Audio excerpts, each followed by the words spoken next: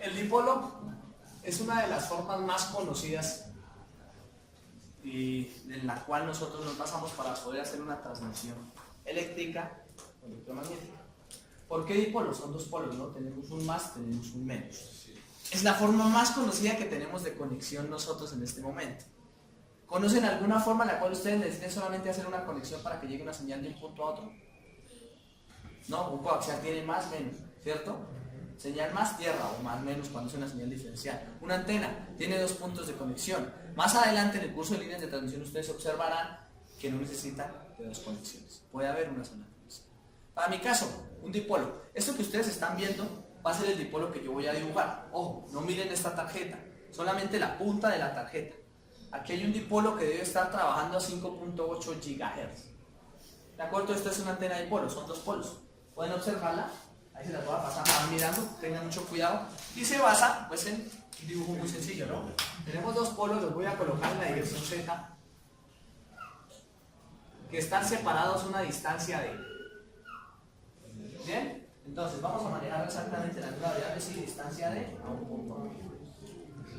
Si ustedes tienen aquí una distancia de separación entre los dos, vamos a tomar esos dos dipolos que ustedes están observando como si fuesen puntos, cargas puntuales. Supongan que son cargas puntuales que están acá. Si son cargas puntuales que están acá, su distancia de separación es D. Si son dos líneas como la que les acabo de pasar, que son unas antenas, pues pasarán ahí. Dado que este tamaño, si ustedes observan la antena que les estoy pasando, es tan pequeño, podría ser aproximado como una carga puntual. ¿Cuál es el objetivo? Encuentren el campo eléctrico en el punto P. Y ustedes dirán, pero ¿por qué lo hago en la esquina del tablero? Por una simple y sencilla razón. La forma más fácil de entender la aproximación que voy a hacer es dejándolo muy lejos. ¿Listo? Ya lo van a observar. Entonces, lo voy a hacer primero cerca y luego lejos. Primer punto, lo hago cerca con un color rojo. Supongan que queremos hacer o encontrar el campo eléctrico en el punto P, ¿cierto? Si esta es una carga puntual, vamos a colocarlo por aquí. Si esta es una carga puntual, pues yo encontraría el vector R1, ¿cierto? Y el vector R2. Calculo y llego a la solución. ¿Estamos de acuerdo? Lo que me querría decir, que el campo eléctrico total de ese dipolo debería ser igual a ¿cuánto? Pues sí. La carga sobre 4pi por excelencia más la carga 2. Carga 1, que es la que está aquí, carga 2, y si es un dipolo debería ser menos carga 1, ¿cierto? La carga sobre 4pi epsilon sub 0, si esto es el aire, el material por el que se está propagando, esto es el aire, ¿listo? Ahí ya empezamos a meter por ahí el material. Si esto es epsilon sub 0, multiplicado por R1 al cuadrado en la dirección a sub R1, más o menos en este caso porque la carga es sobre 4pi epsilon sub 0 R2 al cuadrado en la dirección más R2. Particularidad. No puedo encontrar una condición de simetría. Pero hay una cosa que sí puedo hacer. Y es que, si yo alejo este punto P muchísimo, podría encontrar alguna relación de simetría. ¿Qué estoy diciendo? Si el punto de medición está muy lejos del dipolo para el caso de una antena, de esa antena que está allá, que es muy pequeño el dipolo en comparación con la distancia en la que lo voy a medir, yo pudiese encontrar una aproximación de lo que significa ese dipolo. Bien, entonces intentemos encontrar esa aproximación. Voy a dibujarlo en azul ahora. Me voy hasta acá. Ahora este es el punto P. Me voy hasta acá. Ahora este es el punto P. ¿Bien? ¿Qué pasa si yo saco una perpendicular a este punto? Que si esto valía R1, esto aproximadamente en magnitud, ¿vale? R1, e incluso en dirección aproximadamente. ¿Lo observan? Si yo saco una perpendicular ahí, yo podría decir que aproximadamente ahí hay una magnitud exactamente igual. ¿Cuánto vale esto?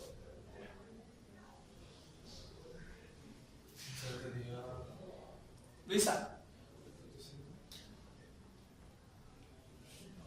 Démosle un ángulo. Si esto es D, ¿lo observan? La separación entre estas dos es de 1000. Esto es D. ¿cierto? Ojo, démosle el mismo ángulo que le están dando acá y calculamos el ángulo teta como este. ¿Cuánto vale R2 menos R1 en magnitud? R2 es todo esto, es más grande, claro, ¿no? Porque está el punto arriba. Este es R1, es más pequeño, ¿cierto? Porque el punto está arriba. Si fuese al revés, pues no pasa nada, cambia el signo y no pasa nada en magnitud. ¿Cuánto es? R2 menos R1 con ese ángulo. Paula.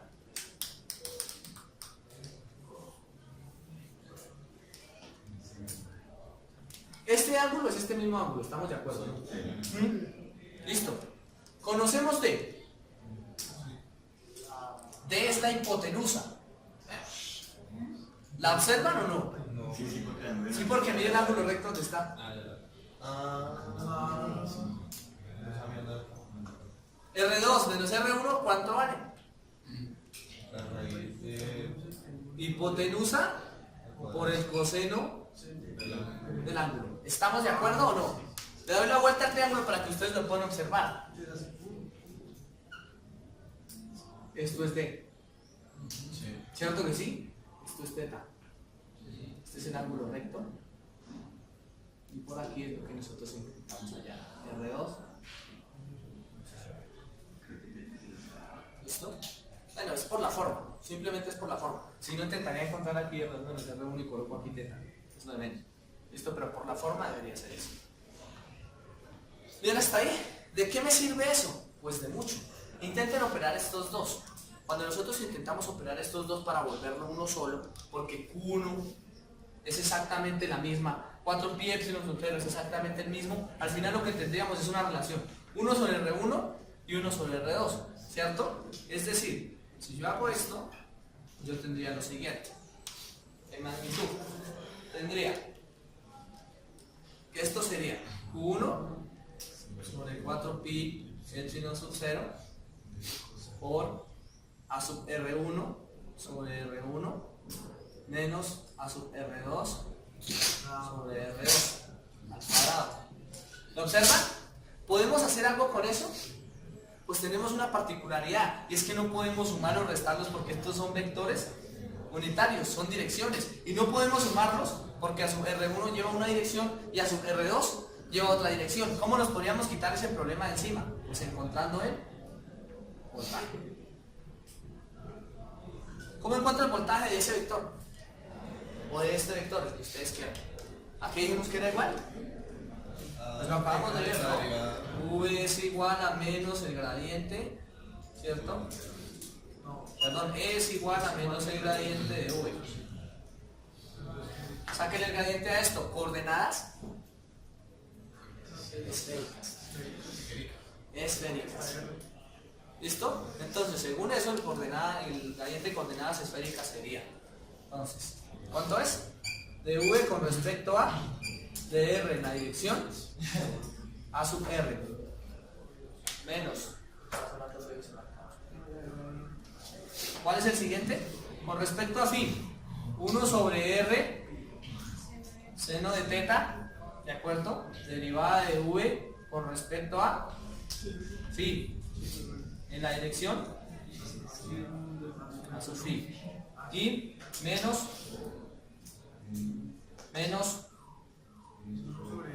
1 sobre R, la derivada de V con respecto a teta en la dirección a sub teta. Deseamos quitarnos las direcciones. ¿Cómo nos quitamos las direcciones? V es igual a menos la integral de punto de L, donde el de L es igual a ¿qué? A R cuadrado seno de teta por de X en la dirección a su X. de R en la dirección a su R más R seno de teta por de teta. R seno de teta por de phi en la dirección más R por de teta en la dirección. ¿Listo? Recuerden que este era ρ por de phi. De ahí la sacan. ¿Listo? Para que lo recuerden y no se confundan. Listo, si yo necesito quitarme estas direcciones de encima, pues voy a encontrar el voltaje. Lo que querría decir que el voltaje es igual. Entonces, tengo una función que va únicamente en la dirección radial. Si esto está en el infinito, miren lo que ocurre. Ahora cuando la alejo más. Si esto está en el infinito, miren lo que pasa con estos dos vectores. Este voltaje es aproximadamente paralelo, perdón, ese vector es aproximadamente paralelo al otro. ¿Los observan? Miren, entre más lejos estén, uno es más paralelo al otro. Lo que querría decir que nosotros podríamos sumar o decir que esa dirección es aproximadamente la misma. Esa es la consideración que hay que tener en el dipolo, que esa distancia debe ser demasiado grande para que nosotros tengamos o digamos que es aproximadamente igual. Si eso sucede, podemos calcular el campo eléctrico, podemos calcular el voltaje en una sola dirección. De lo contrario, tendríamos que hacer dos integrales. Bien, entonces, si eso está pasando, nosotros diríamos que el voltaje sería menos la integral de E punto de L, y ustedes saben que por obvias razones, ¿cierto? ¿Recuerdan el voltaje en una carga? ¿Cuánto daba esto? Pues lo integro en a sub R, eso quiere decir que este cambia de signo y este cambia de signo. ¿Cierto que sí? ¿Lo recuerdan? ¿Listo? Y con este signo, al cambiar, les queda algo así como la carga 1 dividido sobre 4pi epsilon sub 0 por R1 a la 1. ¿Recuerdan que lo hicimos? El voltaje sobre una carga puntual. ¿Listo? Al integrar esto, y aquí nos queda otra vez Q1 sobre 4pi epsilon sub 0 R2. Pregunta, ¿cuáles son los signos? ¿Cuál es más y cuál es menos? ¿Cuál es más y cuál es menos, Luis? Pues este signo me compensa, ¿no?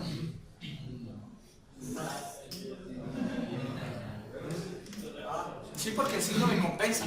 ¿Listo? O sea, me da la integral, me da menos 1 sobre R, y con el menos me compensa, me da más. O sea, los signos se mantienen. ¿Bien hasta ahí? Me quité las direcciones. Ya dije que son aproximadamente paralelas porque están muy lejos. Si yo hago ese tipo de cosas, pues podría decir que el voltaje inmediatamente es Q1 sobre 4pi epsilon sub 0 multiplicado por, sumemos esos dos valores, que sería 1 sobre R1 menos 1 sobre R2 por fraccionarios. Esto me daría Q sobre 4pi epsilon sub 0 multiplicado por R2 por R1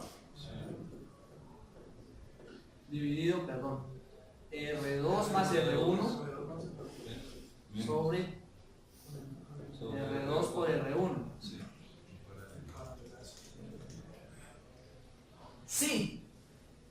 Sí, nosotros ya tenemos cuánto me da R2 menos R1, pues lo podemos reemplazar inmediatamente allá. Esto me da Q de coseno del ángulo θ dividido entre 4pi epsilon sub 0. Si R1 se aproxima a R2, ¿por qué se aproxima? Porque miren, son tan largos que esta distancia es despreciable. Eso se convierte en R cuadrado. Y ahí inmediatamente ustedes podrían encontrar el voltaje. Ahora deriven esto, deriven ese voltaje con respecto a coordenadas, pueden sacar el gradiente a este voltaje y van a encontrar inmediatamente el campo eléctrico. ¿Cuál es la conclusión? Pues que al final, si nosotros encontramos el campo eléctrico de ese dipolo, podríamos perfectamente hacernos una imagen de cómo se comporta el campo eléctrico alrededor de un polo.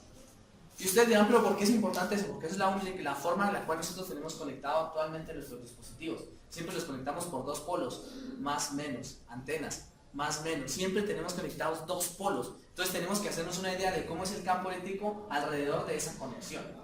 Inicialmente, para la electrónica no es tan importante porque la intensidad de campo eléctrico que va a haber alrededor es muy baja.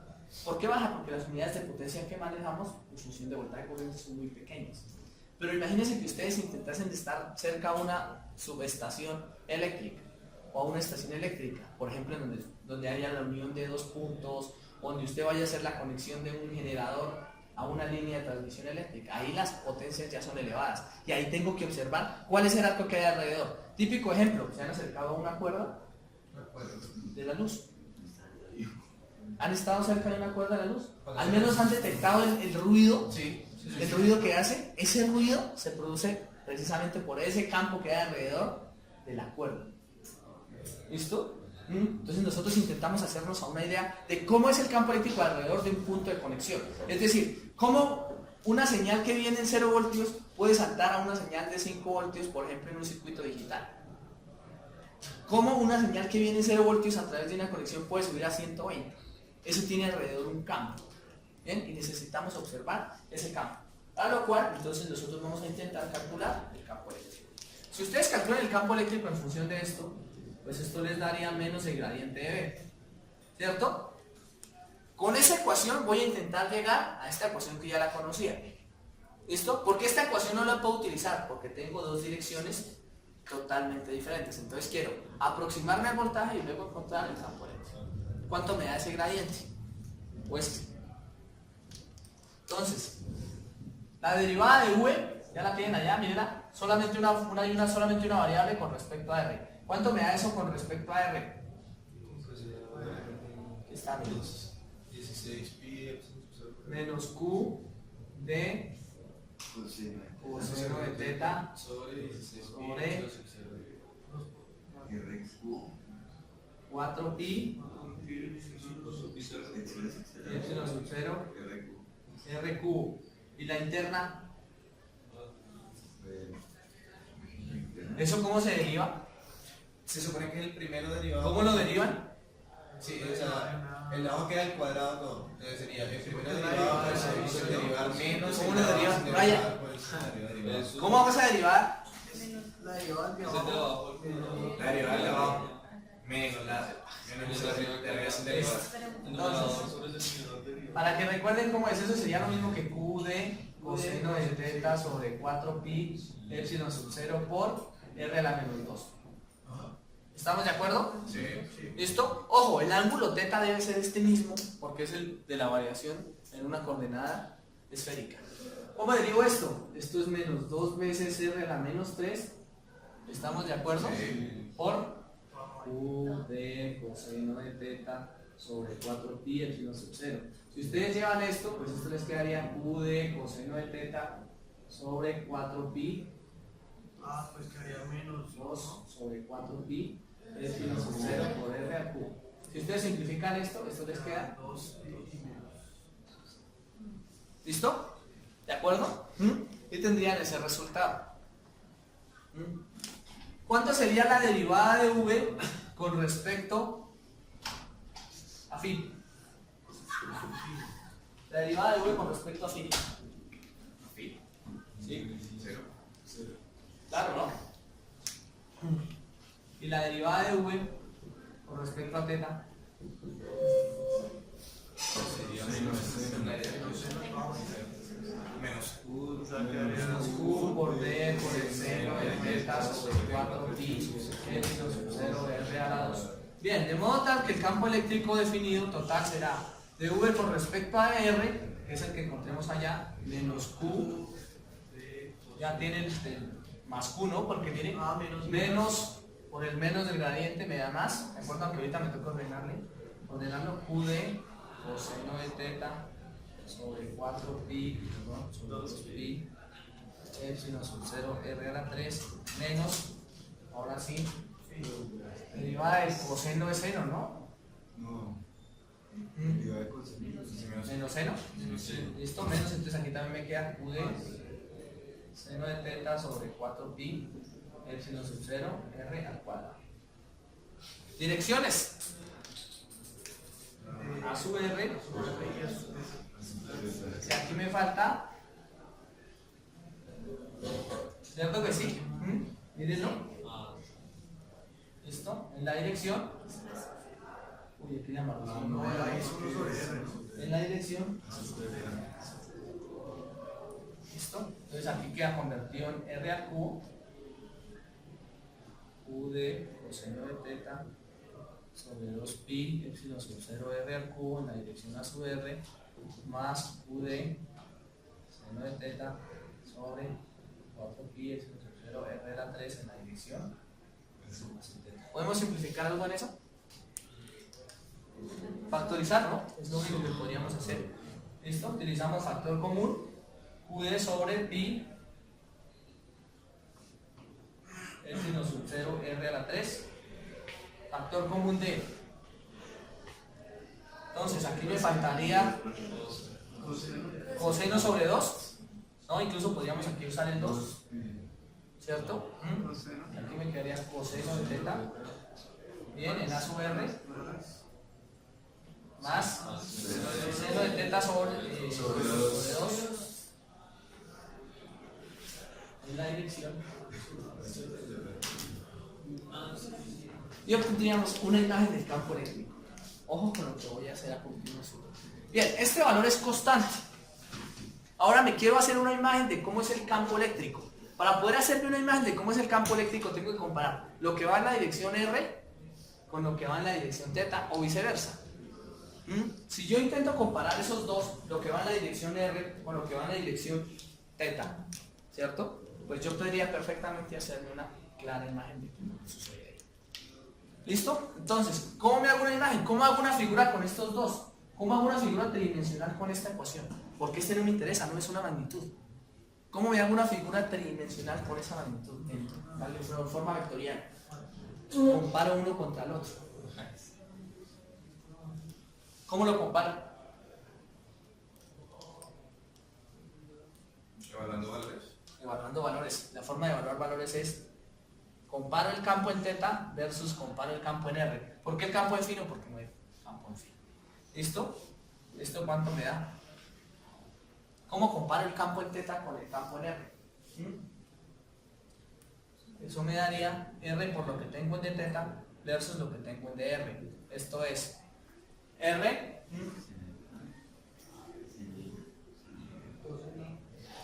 seno de θ sobre 2 coseno de θ.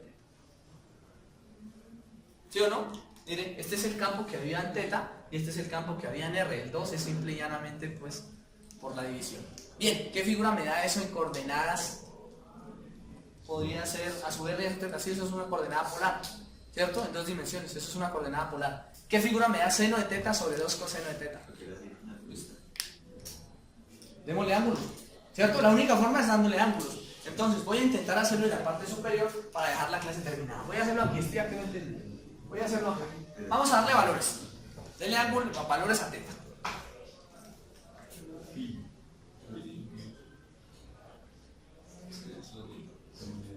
¿Listo? ¿Qué pasa si el ángulo es 0? Si θ es 0, ojo, vamos a variar el ángulo θ, ¿no? Eso es lo que permitiría que yo muy simplemente mueva. ¿Qué pasa si θ es 0? ¿Cuánto me da esa división? ¿Cuánto me da arriba? 0. Dividido entre 2. No, porque... Sí. ¿Listo? 0 dividido entre 2. O sea que eso me da el punto extremo. ¿Listo? Al revés. ¿Qué pasa cuando este sea 0? O sea, cuando sea pi medios. Este vale 0 y este vale 1. ¿Lo observa? ¿Me voy para el otro lado? Pues tendrá que darme menos 2, 0. Y en el otro lado tendrá que darme menos 1, 0. ¿Qué ecuación me forma eso cuando ustedes intentan unir los puntos? Si ustedes tomaran los puntos en MATLAB, uno por uno que lo van a tener que hacer, y a medida que aumenten el valor del radio, este valor del radio, ¿de acuerdo? Aumente su potencia, pues él empieza a dar esto.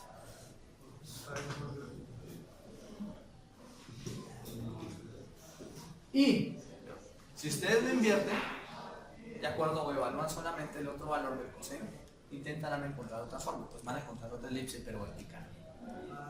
¿Bien? Aunque creo que esa nace del origen, no estoy mal. Esa nace del origen. ¿Listo? Creo que la tengo más graficada, pero bueno, creo que esa nace del origen. Tienen que graficarla en MATLAB, por favor, verifiquen esto en MATLAB. Tienen que darles una especie de flor de loto cuando ustedes empiezan a variar los valores. ¿Qué significa eso? ¿Qué significa eso alrededor del punto de medición? Tengan muy en claro lo siguiente. Miren lo que pasa aquí cuando yo le doy un valor de radio. La pregunta es, ¿y qué pasa con el campo eléctrico aquí para allá? ¿O qué pasa con el campo eléctrico aquí para allá? Pues es tan débil, prácticamente cero. Pero el campo eléctrico acá, que es lo que me interesa, es casi constante. ¿Lo observan? En estas fronteras, tanto acá como acá el campo eléctrico es casi constante. Eso más adelante dará el resultado, o lo que nosotros conocemos como campo lejano y campo cercano. Entonces el campo cercano es lo que está cerca a donde tengo ese polo o ese dipolo, y el campo lejano es lo que ya pudiese caracterizar como constante en campo eléctrico. ¿Bien hasta ahí?